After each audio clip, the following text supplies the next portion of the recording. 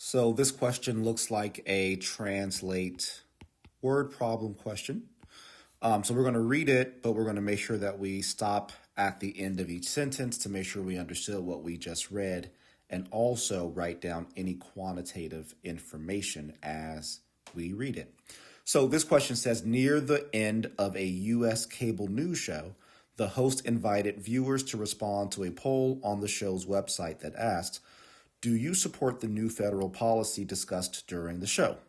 At the end of the show, the host reported that 28% responded yes. Okay, so we have a poll, we have a question that I don't need to write down, but 28% of people said yes, and 70% responded no. So 70% said no.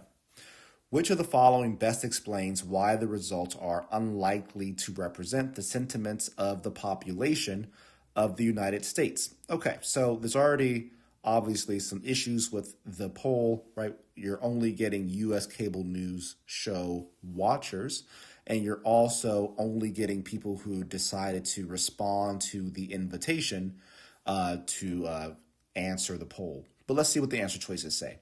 So choice A says the percentages do not add up to 100%, so any possible conclusions from the poll are invalid. Well, that's not true. It's not really based upon the percentages as much as the design of the poll.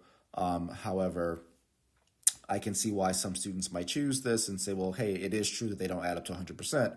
It's just not true that that's the reason why the conclusions are invalid. Choice B says those who responded to the poll were not a random sample of the population of the United States. So that's actually a pretty good answer, right? Again, these are only people who are deciding that this is what they want to watch. So it's not really a good sample of the entire United States. So that's definitely a better answer than choice A. Looking at choice C, it says there were not 50% yes responses and 50% no responses. Well, that's not the case. Obviously, there's no requirement for the responses to be split 50-50. And then choice D, the show did not allow viewers enough time to respond to the poll. Well, the question doesn't tell us anything about time.